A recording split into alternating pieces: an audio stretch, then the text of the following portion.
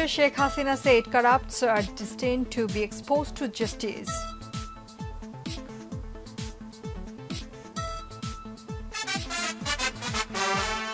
BNP's hunger strike ended before 3 hours due to request of police.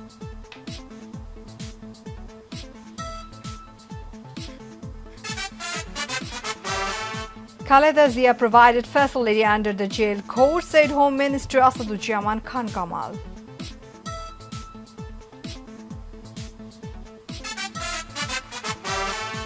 Security Council could continue to act on behalf of the international community on Rohingya issues, said Bangladesh envoy to UN.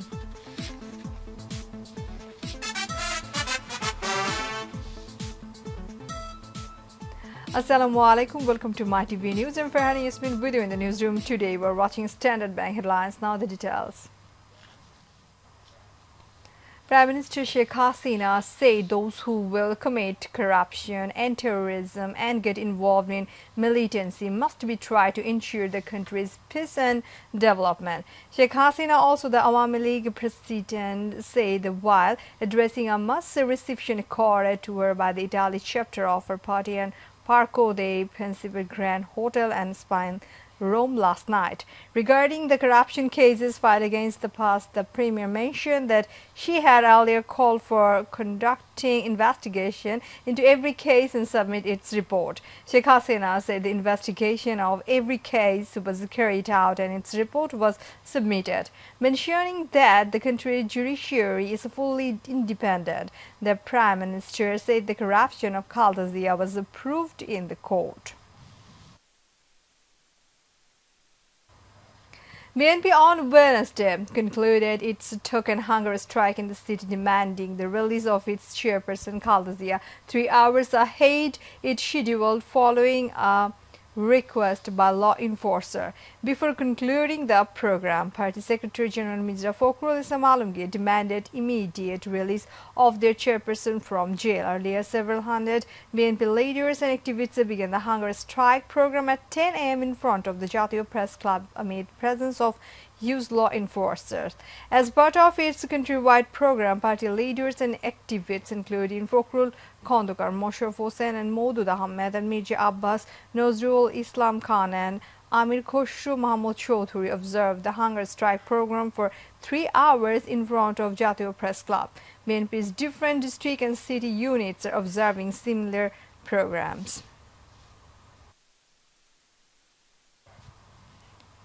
Refuting allegation that the BNP chairperson Khaleda Zia was kept in an unhealthy condition in jail, Home Minister Asaduzzaman Khan Kamal said she was provided facility under the jail code. Khaleda has been kept in a new building that was used as a take-care center and she has been given all the facility under jail code, the minister told reporters after 23rd anniversary program of Bangladesh Coast Guard at the Coast Guard headquarters in Agargarh, Dhaka. Regarding the visit of Myanmar Home Minister of Bangladesh, the minister said they will discuss about the Rohingya repatriation process and the progress of 10-point declaration that was inked during the visit in Myanmar. Home Minister also assured the reporters that the culprits behind the question leak paper spree will be brought to justice.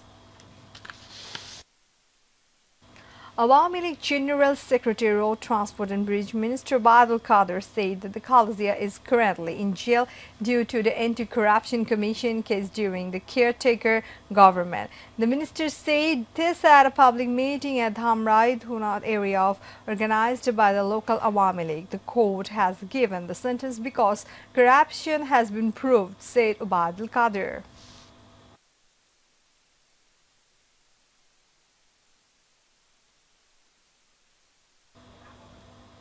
Bangladesh has said the Security Council should continue to act on behalf of the international community as the custodian for the process of voluntary, safe and dignified return of the forcibly displaced Rohingya to Myanmar Rakhine State. Ambassador Masood bin Momen, permanent representative of Bangladesh to the UN, said this at a council meeting on Tuesday. The Kuwaiti presidency of the council organized the first open meeting of the year on the situation situation in Myanmar, said the embassy on Wednesday. The Security Council invited the permanent representatives of Myanmar and Bangladesh to speak at the meeting as the countries directly concerned. Philippe Grandi, UN High Commissioner for Refugees, and Miroslav Jenska, Assistant Secretary General, Department of Political Affairs, briefed the meeting on behalf of the UN, including the current state of play with the possible voluntary return of the Rohingya to Myanmar. Valentine's Day is a time to celebrate romance and love, but the origin of this festival of candy and cupids are actually dark-bloody and a bit muddled. In the history, Emperor Claudius passed a decree to stop wedding young people to increase his power in a warfield, but one of the prettiest, named Valentine, disobeyed the emperor's decree. So the emperor fired on him and executed on February 14. On the other hand, from February 13 to 15, the Romans celebrated the feast of Lupercalia. The men sacrificed a goat and a dog, then whipped a woman with the hides of the animals they had just slain. The brutal fate included the matchmaking lottery, in which young men drew the names of women from a jar. Later, Pope Gelasius muddled things in the 5th century by combining Valentine's Day with the Lupercalia to expel the pagan rituals.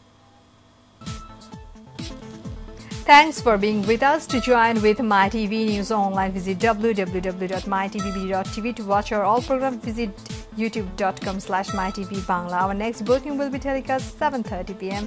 Stay connected. Allah Hafiz.